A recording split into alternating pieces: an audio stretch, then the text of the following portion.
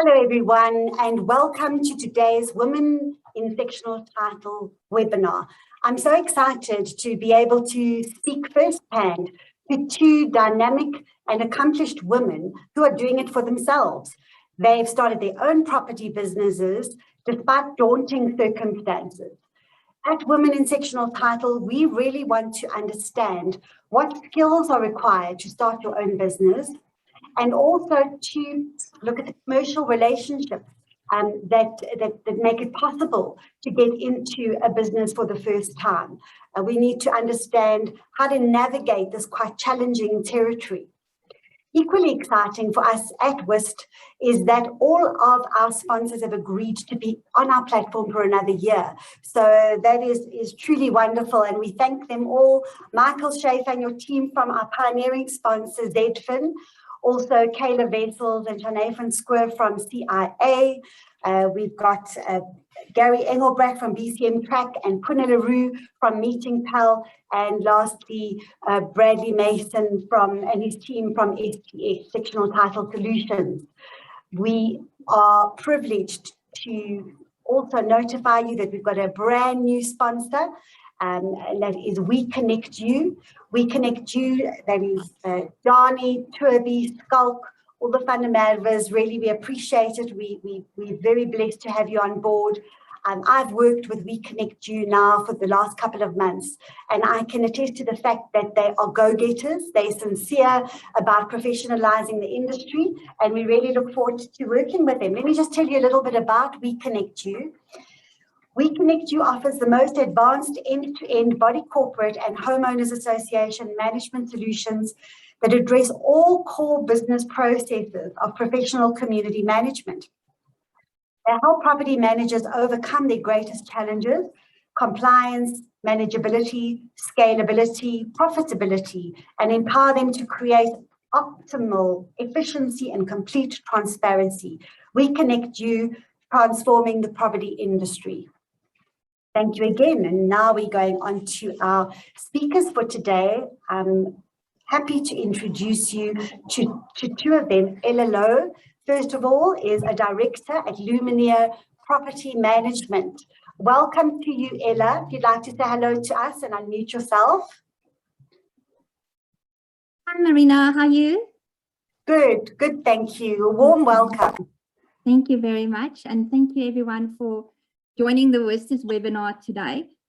This is quite a huge opportunity. I must say I'm shaking, and this is after thousands and thousands of AGMs. I still get nervous, but I think that's normal, so I'll just let it go. Marina, especially to you and your team, thank you so much for building a platform where women have a place to excel within our industry. I don't know if you know the quote by Amy Tenay. It says, "The world needs strong women. Women will lift and build others, who will love and be loved. Women who live bravely, both tender and fierce, and women of indomitable will." And you guys remind me of that. Thank you so much for this opportunity. Thank you, Ella. That's beautiful. Appreciate it. I'm also delighted to have on board Dineo Molomo, who's the CEO of Dineo Properties. Hi, Dineo. Hi, thank you so much. It's such an honor to be here this morning and to be talking to all of you. I appreciate the platform. It seems like it's going to be a great relationship, and meeting all these lovely ladies that are pioneering out there. Thank you so much. It's a pleasure. Thank you. All right, Ella, we're going to start with you. And once I finish doing my asking my questions, then obviously we're going to open it to the floor, because I'm sure a lot of people have got comments and questions for you. You started off in this property industry as a receptionist. That's correct, yes. So in 2003, I was interviewed actually by Karine Kutsia. I think she's on the call. For Trafalgar Property Management as the receptionist, or for the receptionist position. And they asked me during my interview, do I know what a levy is? And I had no clue what a levy was. I didn't know what sectional title was, but I was willing to learn. You know, and here I am 19 years later, and I'm still learning. So quite an exciting industry. And how long was it after you were a receptionist that they pulled you into becoming a portfolio manager? So I became the receptionist 2003. 2 years later, in 2005, I was appointed as a portfolio manager. And then I've held the position of a senior portfolio manager for many years and over several branches of Trafalgar as well. And it came to a point where you started thinking, what? This is enough. I need to do something else. Or if I'm going to stay in this industry, I need to go higher. Just talk us through what you were feeling at a certain stage in your career. I think you reached the proverbial ceiling where you've done so much and you want to grow, but there's no more space to grow because this is as far as you will go. And I've dreamed about opening my own business, and my partner Duncan has asked me many times, why don't I? And I think my biggest concerns with systems and support management. Opening a property management company, there's so many I's to be dotted, so many T's to be crossed, that it's really daunting to do it. So that was my thinking. And then Michael Schaefer approached me and he said to me, but I can provide you with that support in terms of systems and support management. And that made me started to think into that direction. Mm. When you say, I mean, I understand. I mean, I've been at my firm now for 25 years, and there's certain systems and, support bases, and it's comfortable actually to be where you are. So to go out on a limb and to start your own thing is really scary, and you're definitely taking a risk. I mean, what kind of things how does Zentech actually contribute to making a sort of small setup be able to deal with bigger things, with many buildings, with that type of thing? What kind of support do they actually give you? So Zentech is a company which was founded by Alvin Alves, also a former colleague of mine, and they provide a plug-in system for any managing agent company, if I can put it like that. So they provide all my backup systems for me. It includes services like accounting, debt collection, attorney management, banking, compliance, and I even do the software and the storage through them. So I'm like a small company being able to offer big services by partnering with Zentech. It's quite amazing. And how long did it take to actually get you set up? It was very quick. So obviously the conversations was there and the initial talks and all of that, but I basically was ready to start 1st of April and I finished at Trafalgar mid-July. So it was about 6 weeks for me to set up my building, and I started with my company, and I started with my first 2 buildings in September. And if you don't mind us asking, how many buildings have you got now? I've got a full 8 buildings. Well done. But they keep me busy. It's been a couple of months. There's some good amount of buildings in the pipeline, which I'm quite excited about.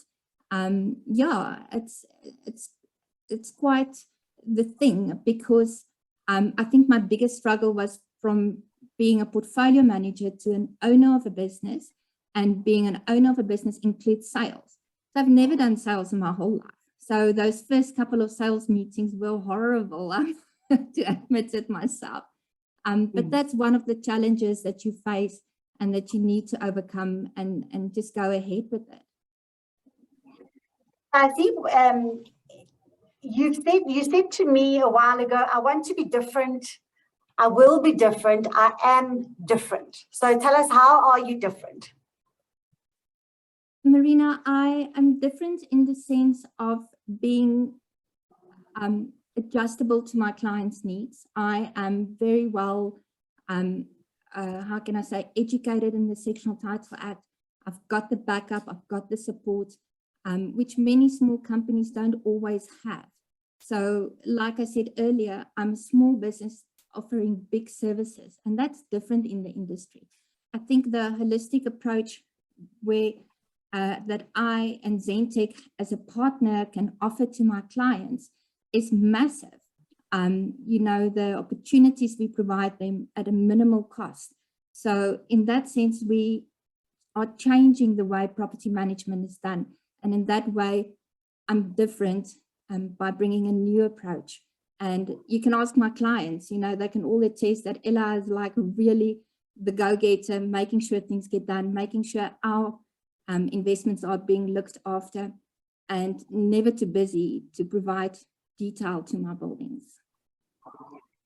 From what you've said, you know, it's all about personal touch, isn't it? I think, you know, even as an attorney in this business, I deal with all the managing, you know, most of the managing agents, let me say. And it's those people who distinguish themselves with that personal touch. And some people have a flair for that. Other people would rather manage from behind their desk. And I think if you're in a very large company, it's much easier to just sit behind your desk, almost in an ivory tower kind of situation, and, you know, and manage from there. Whereas the trend, and if you really think about it, the trend's going more towards having that personal touch. It's important. So what I like about your setup as well, Ella, is that you've paid your school fees. Hey? You've paid your school fees at the end of the day. You haven't just started as a managing agent and taken a shortcut and said, right, I'm going to start my own business. You've really walked the walk. And when you were, you know, in a managing agency for all those years, what kind of challenges did you face there? What would you say were your biggest challenges working as a portfolio manager? This challenge any portfolio manager experience is the amount of buildings that they manage. I think that they can be overloaded at any managing agent. I've heard that, you know, that the amount of buildings they are expected to manage are quite a large amount. And then also not being able to be in control of processes and procedures. Like this is the process and that's the only way that it can happen or will happen. So, you know, for me, it's a revelation to understand that I actually don't have to follow that process anymore. I can invent a new process, which is a bit more customized to what the buildings want, and not just say, but sorry, that is our process and we can't do anything about it. So I think that's part of the biggest challenges you face as a portfolio manager.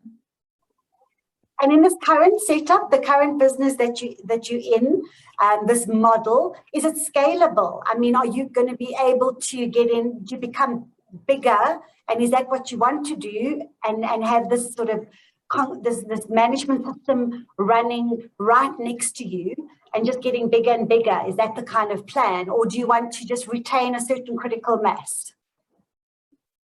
What an interesting question, and something that I haven't made my mind up 100%. I definitely have the ability to grow into a big scale managing agent. The support that I get from Zentech is massive. The systems that I'm using is amazing. So with all of that in my pocket, I can become a big managing agent. The question is, do I want to? And that I don't know at this stage. I enjoy the intimacy of my company. I enjoy being hands-on with everything. But I do think it will come to a stage where I have to grow and to let go a little bit. And I'm looking forward to that. So yes, there is a scalability plan, and hopefully it will happen soon. Isn't it great to be able to have that option, though? I mean, to have that option for you to be sitting there to say, look, I don't know yet. I might want to grow, I might not want to grow. I think that's the freedom of choice is what is so empowering. Yeah, I think that also the biggest challenge is that when you start selling to buildings, they want to know what buildings are you currently managing. And in the beginning, that was obviously very difficult for me because I started on a clean slate. So I need to explain to them that I don't have much yet, but I've got character references. So that was a big challenge. Now it's a bit easier because I have a couple of clients which I can use as references. But I think if anyone thinks about that, they need to, or thinks about starting their own business, is to build up references which they can use outside the current environment they're in. And how do you use technology? I mean, are you doing virtual meetings with AGMs and that kind of thing? Because for me, I must say, if I was a managing agent, I wouldn't go back to in-person AGMs and meetings. Definitely. If there's one good thing that COVID did bring into our business, is the introduction of online meetings. It's my number one preference. I think many of you will agree that where buildings where you struggle to get quorum, you easily get quorum now because people are much more comfortable signing in from their lounge, wherever it is, than actually attending the meeting in person. I do feel that it's starting to move to hybrid meetings now, which has its own challenges because I'm off-site. I don't have like a strong fiber connection always. You have to manage the signing in, the computer, the on-site people. So that is quite the challenge that I'm working through and getting my head around it. What is the best approach in terms of that? And then for the rest of technology, I think it's important to investigate different apps where people can vote, where people can just even the day-to-day communication can be done. Approval of invoices can be done. Approval of pets, anything that needs approval, you know, because if I think about our trustees, bless them, but they're not always very active or proactive, if I can put it like that. And which we understand because it's not their only job, right? But if you can make life easier for your clients by using technology, why not? Absolutely right. You've had quite an interesting experience meeting with Jordan Belfort. And if anybody doesn't know or recognize the name, you will recognize the name, the Wolf of Wall Street. Tell us a little bit about that. So I was so blessed to actually be in a presentation by him, The Real Wolf of Wall Street. It was through Liberty, and I had the opportunity to join in, and you know, it was just brilliant. And there's something that really stuck with me that he said. He said, either you find a way or you might make a way. It is all up there for the taking. It is up to you to take it in. And, you know, it's been a year since, and every day I say that words to myself and make sure that I will take in everything that is positive towards myself and my business. Fantastic. You're a brave lady. I take my hat off to you. And I'm sure that the ladies listening and men listening have got some questions for you. And we'll do that later on. Thanks so much, Ella. Dino, I'm going straight to you. So tell us a little bit about yourself, how you started out and what your perceptions of the property industry are. You're in the game of estate agent, not managing agent. So it'll be nice to see a couple of differences. Correct. You're absolutely correct. How I started on as an estate agent was almost by luck, I can say. I come from a corporate background. With education that I started with was marketing and sales. And I used to have a knack and an interest of going and looking at houses. At least at that time, it was for myself. And I used to really enjoy looking at the prettiest and most expensive of houses in this one area that I really enjoyed and had a dream to actually own a house in, which was in Northcliffe. And the one thing that I was able to do every time I walked into a house, I could tell you who would be the person that would fit the profile to buying that house. I would describe the family, I'd describe the mother, the father, the children. I could possibly even guess where they probably work. And the reason I could do that, it's because of the different background of schooling that I'd gone to. From going to school in townships of Cape Town, in Langa Township, to Soweto in Diepkloof, then going to Model C schools. They were known as that then. The introduction of multiracial schools, at least for Black children in South Africa. So that exposed me to different people. to what we call the Rainbow Nation of South Africa. And by that exposure, I was then able to pick up on different cultures, how people live. I could tell you where Lebanese people tend to go and buy properties, let's say in Norwood, in certain northern areas of Johannesburg. I can tell you if people are moving from Soweto, if depending on where they live exactly, where exactly they would want to buy. So that exposed me a great deal. And this one time there was an estate agent that called me up and said, look, I haven't seen you in quite a while. And we actually like your predictions every time you come through. I didn't realize that they make recordings of people that come and visit. And they then called me up and they said, would you like to be an agent? And the first thing, obviously, I asked, being in sales, was how much does it pay? I was in marketing and sales, so money motivates me. And they said, no, you'll start as this first, but sit down, tell us, how do you do it? And that's how I started in the game. Fantastic. And after that, I mean, how long did you work for as an estate agent? And what were your perceptions during that time? Yeah, I didn't last very long working for somebody else, because I always used to pinpoint what was wrong. And what I tended to do is to go to the estate agency affairs board to go and complain all the time about how the estate agency was doing stuff that I regarded as a little on the unfair side. And this one particular occasion, one of the lawyers at EAB at the time, around about 2004-05, said to me, Dino, you know everything that there is to know about being an estate agent. Why don't you just register your own and open one up? And that's where I actually, started with the idea of starting my own.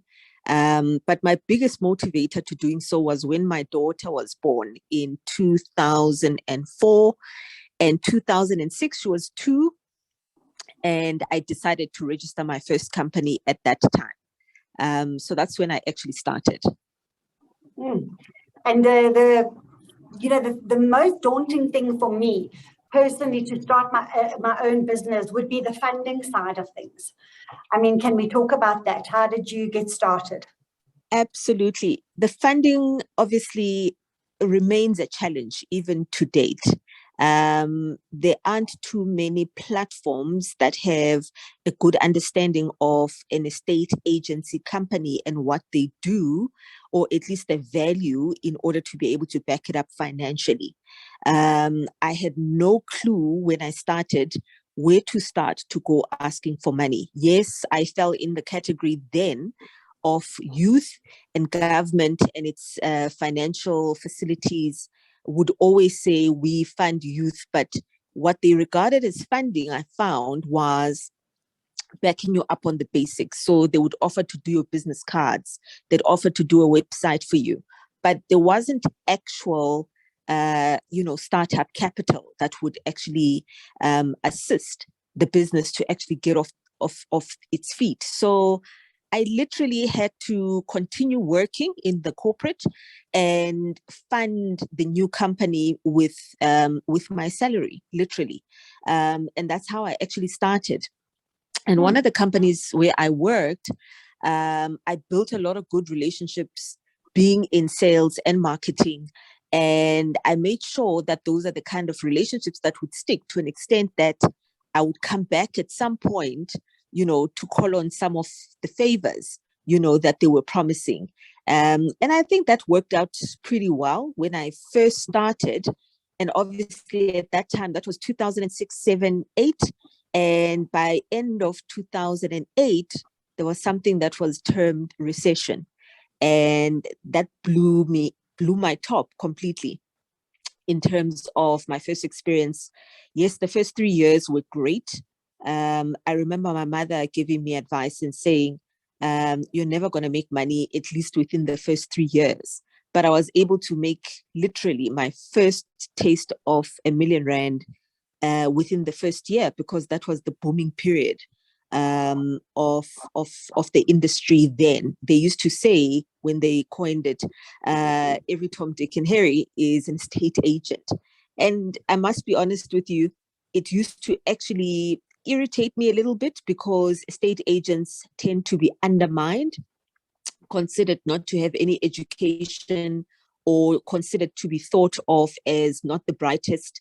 But I actually started steering myself towards understanding the education platform of an estate agent.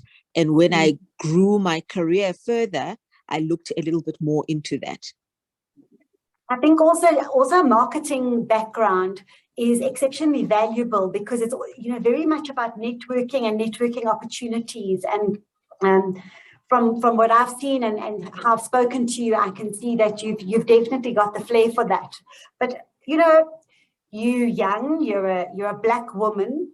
I mean, surely opportunities are just abounding. They're just waiting for you out there.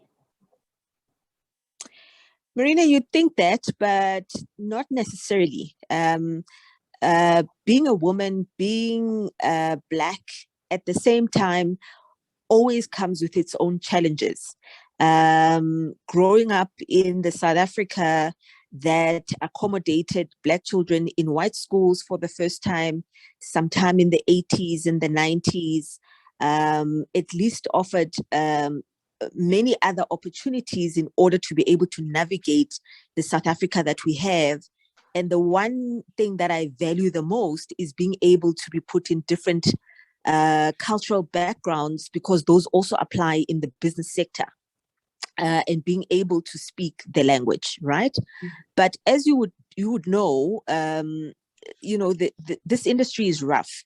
It's not friendly to many in different ways. So I've had my difficulties. It hasn't been easy, and no, the opportunities are not falling from the sky just because one, I'm Black, or just because I'm even a woman. I have to work 10 times harder than a male individual. I have to work 30 times harder because I'm Black, either because people would be skeptical to say, but a Black person of your age may not have the experience that's required versus a white individual that has been in the industry for that long. So I always have to be trying to prove myself even more. So what I did, to be honest, is I tried to focus on the people that I know best. I have to say that my favorite subject is my very own community people that I grew up amongst, being the Black individuals. Remember, as Black people, we weren't necessarily given the lesson and the ABC of how to buy a house, how to sell a house, how to build a house. No, we weren't. Yes, we worked in the industry in hard labor perhaps, but not in the business side of making money. So I then try to focus my business, my being in the industry, to educating Black people, and to also trying to find those that are looking for solutions, who have inherited houses, have not changed ownership of that house for the past 30 years, in order to get them to realize how to find value of this asset that they actually have. So that's where my focus is. Yeah, that's fantastic. And I mean, education is actually everything. But now I need some advice on this as well, because Women in Sectional Title is a platform where we are moving really fast, and we want to fast forward things from a transformational point of view. Whenever I go to NAMA seminars, National Association of Managing Agents seminars, when we're on webinars and that type of thing, in my view, you're just not seeing transformation going fast enough. You've got the University of Pretoria now offering online courses for, I'm talking now managing agents, because that's my industry really. But I heard you say the other day that, for example, I mean, these young women coming out of schools, a lot of people are saying, all right, so let's take young Black women who are coming out of school and set them up and get them onto the right path. And I know you actually disagree with that. Can you tell us how you would advise us to get to grips with, the education and get to grips with getting onto the right trajectory. I do, Marina, and I've been in the industry for long enough now. I sat on the board of the Estate Agency Affairs Board, for more than a year, with the experience of understanding what it is that they do. When they coined the phrase, I know the person that came with the phrase "one learner, one aid," that suggestion came to being. And what they meant by it was, by the way, the person that came up with it was a lady by the name of Dineo Properties. She's still in the industry. She's based in KZN. And Yes, what she meant with that idea was it's one estate agent that you give an experience to understanding how the profession works, and you put them in an estate agency, right? And you take them through the ropes. And I was, when CPD was introduced, because the plus architects, how they have to accumulate CPD points in order to still keep their profession, of which it's a 7-year degree course at university, in order to keep up with education and trends and understanding what could be recent, right? Now, you cannot take a high school student. I have an 18-year-old right now who is under my roof. Sorry, Dino, we're losing you a little bit there. I don't know if studying matric right now. And she can do invoices. She talk a little bit of customer service, but I would never give her. Can you hear me now? Yes, okay, I hope you can hear me. Yeah, carry on. Okay, great. So, the experience of giving somebody as young as somebody that's just finished matric, that one big asset sale of, remember, when you're selling a house to somebody, even by rental, it's one of the biggest asset transactions that can ever be done for an individual for their entire lives. And therefore, I think that needs a little bit of more experience and better understanding for that person, so that they can have the right amount of empathy, understanding, professionalism in order to deal with even the signing of that legal document. And I think at the very least, we should at least give them up until the age of 25 to be considered to be estate agents. Remember, the statistics are speaking for themselves. I also worked as a chamber manager. I was headhunted for a position as chamber manager at Services CETA. And one of the biggest problems was exactly that. The people that went as estate agents, as interns into estate agency companies because of the name of transformation. Some of them did not go simply because they wanted to be estate agents. We have a hard situation in South Africa of unemployment. And therefore, when some people are enticed to getting a certain amount of a stipend, they'll go just for that, and not necessarily because that's the profession that they want. And that's why the criteria of selection needs to be a little bit more stricter in terms of who do we take, how old are they, and yes, invite more Black people because they are. But I think we need to start the age a little bit older so that we can retain those individuals. Remember the time also to train that individual, to dedicate time, money, experience, taking them along is of value and is costly to the estate agency principle as well, for them not to be still in the business as it goes further. I think that's great advice. I really, really do. You need that maturity, you know, and yeah, I look forward to chatting with you further offline to know about the opportunities that can exist between the managing agencies, estate agencies, and transformation. I'd like to just open it up to the floor now to ask questions to either Ella or Dino. If anybody's got any questions, please, your time is now just to ask.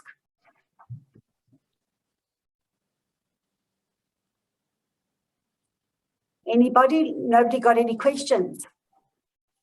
Okay, all right, let me ask a question, and I'm going to ask both of you the question, and it's quite a hard-hitting question. Ella, I want to know, are men and women equal in the property industry as you see it? Are you on mute, Ella? No, can you hear me? There you go. Yeah. Thank you for a very interesting question, Marina. I think in any business, women and men are equal. I think it's very important. However, I do believe in personal things that it's not the same way. But in business, I think women and men are equal and should be treated the same and should have the same opportunities as well. And they should have, and that's what should happen. But does it happen? I don't think always. I think even if, like, for example, if you have a difficult client and you talk to that client and they do not accept your authority as a woman, but the moment you refer that same client with the same problem to a man, then all of a sudden the situation most probably get resolved just because it's two men talking equally to each other. So unfortunately, there is still a struggle for women in the business, but I think we are all strong enough to overcome that struggle and to prove ourselves eventually. Absolutely. Dino, I'm asking you the same question. Are men and women equal in our industries? Men and women, firstly, Marina, are not equal, and they never will be equal.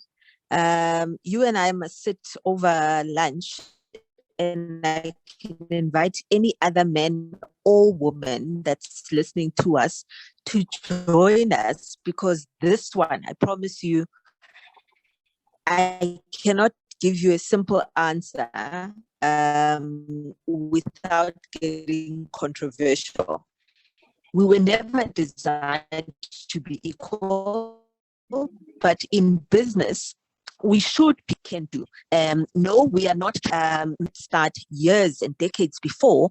However, I see that they aren't so easy and comfortable in, letting go of the reins and trusting women to be able to do the jobs that they can do. And I'd like to put it out there as a challenge still, to say, give us a try, because we would surprise you in terms of the hard work that we put in. Yes, every now and again, we'll refer to the fact that we need to get home and attend to our families. I have children, and that always comes into the picture. Whenever a woman is going to mention work, there has to be a balance that's found in between. And it is the way that we do it, and we do it differently, but we do it with as much zest and as much hard work.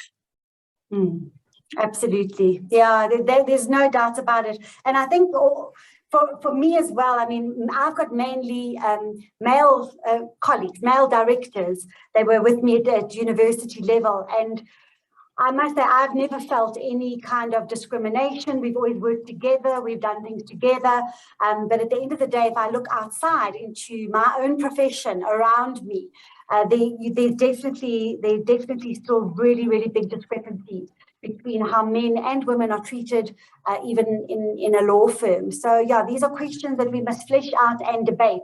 And Women in Sectional Title platform, when we first started, people were saying, even men were saying to me, yeah, but why are you having a woman in sectional title? There are men in sectional title as well. And we had people also saying, quite, justifiably so, that we definitely not a male bashing kind of platform, but I do think that there is a need for women to address certain issues separately, and for them to pursue certain agendas separately, whilst always being welcome, open and welcoming men onto our platform who are supportive of our aims and ambitions on the site. So it's certainly a lot to discuss. I really believe that if there's anybody else who wants to ask a question and wants to put it in the chat box, we can also raise that with our speakers. At this stage, we've got 5 minutes to go. So I'm not sure if it's probably quite a hackneyed question to both of you, but from a COVID point of view, lessons that have been taken out of COVID. Dineo, yourself, what's been the biggest lesson you've learned from COVID?